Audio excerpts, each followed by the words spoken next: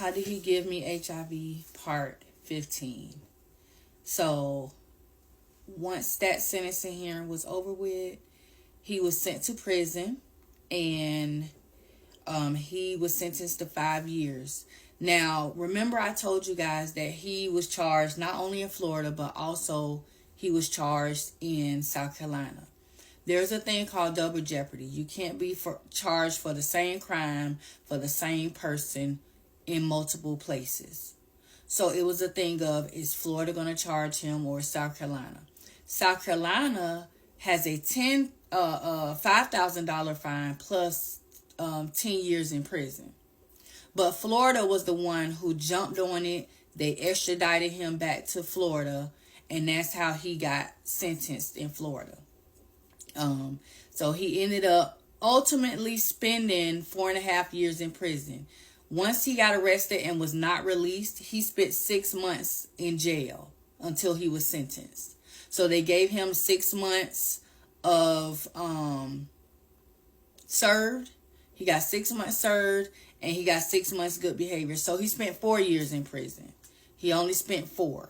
And he was released March 2012. March 2012 he was released.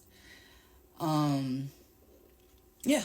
So that's pretty much that. But what I want to do now is I want to tell you some of the things that I unfolded through this whole story, because there's a lot. There's still more. Yes. Buckle up. Stay buckled up. There's still more. So remember, I told you guys how we sat in front of the doctor and I told him my status. He told me his, and we're in front of the doctor. There's a such thing as HIPAA laws and Privacy Act. This basically protects the doctor as someone who is holding your personal information, and it protects the patient, someone who has personal information. So unless you give a doctor or someone permission who has taken the Hippocratical oath, by law, they cannot disclose any of your personal information without your consent.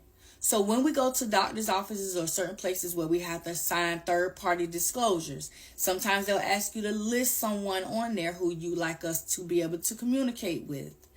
And that is where you would put, I say typically, a parent or a spouse or a child.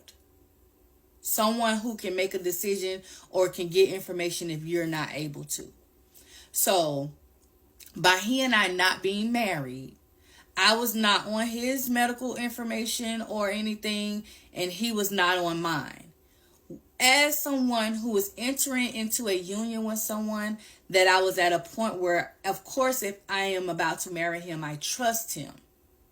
So I didn't think anything of it when we're saying we're going to sit in front of the doctor and tell each other what is going on, because come on, who gonna lie in front of a doctor? I guess that was my thought process then, because now I know anybody will lie in front of the doctor. But I think then my thought process was, who in the heck would lie in front of a doctor?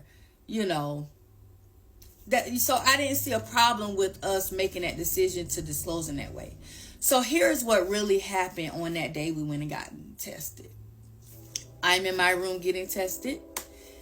He's in the other room, and I'm thinking he's getting tested. The reality is, the doctor is telling him, as his doctor, and he's the doctor's patient, listen, you know that you're HIV positive.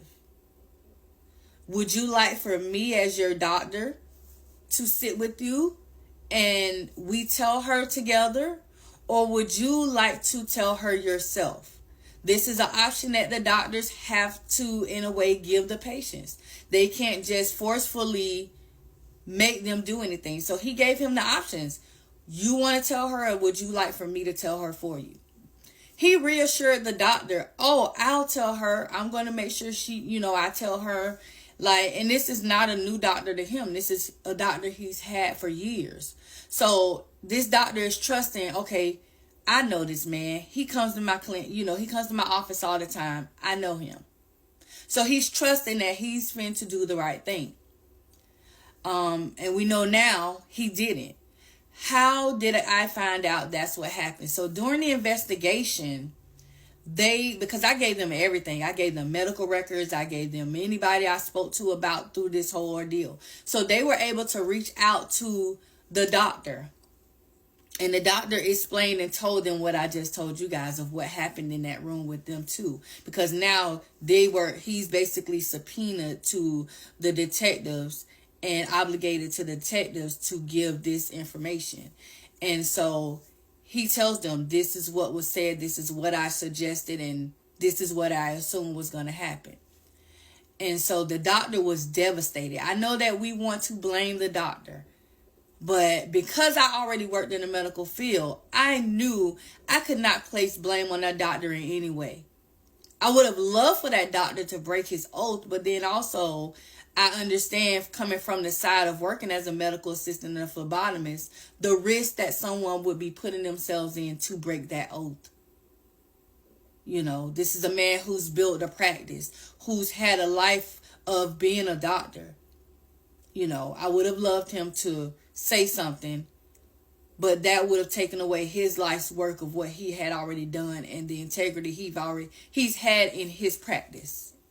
So I hope you guys understand that in no way have I blamed the doctor, because I knew the obligation of a doctor. I don't even blame his mom. I'm mad at her choices and how she played it out, but I'm not mad at her. I'm not mad at the doctor. Nobody in this situation was obligated to tell me he was HIV positive except him.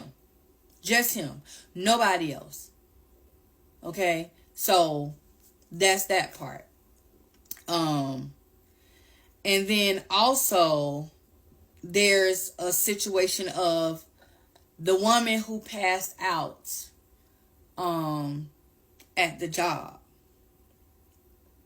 Now, I want to preface this by saying I'm going to be extremely delicate with this portion of me sharing everything, only because since the last couple of parts that I've done and now, I have spoken to someone close to this part of the story. They have seen some of the parts and they reached out to me and let me know who they were. And they are appreciative of me doing this. And they know that what I'm saying and what I'm discussing is to be facts. Okay? So I'm going to be very delicate with it for sure. So the woman who passed out at the job that morning when she saw his face pop up on the TV, she was devastated.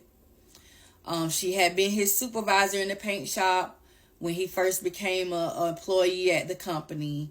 They fraternized, were in a sexual relationship. And when she saw his face on the news, she knew that she had been in a sexual relationship with him.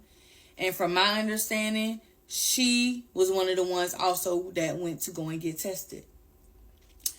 My understanding is that she also, through this process, found out through testing that she was positive. Now, in this moment, she had a boyfriend that she had been with for however long she was with him. Now, I already told you guys that when someone finds out their status, they're going to ask you who you've been sexually in contact with from this certain time frame. So she had to let them know, okay, I have a boyfriend. So at this moment now, the health department has to reach out to him. She was so torn by this whole situation that she cut everybody out. She would go to work. She would come home. She was not speaking to anyone. It was a mess, okay? She would just go to work, come home, shut people out, including this man. So he's trying to frantically get her to talk, get information from her, find out what's going on, find out information because, he's now found out that she had slept with him. And this is when things take a turn for the worse.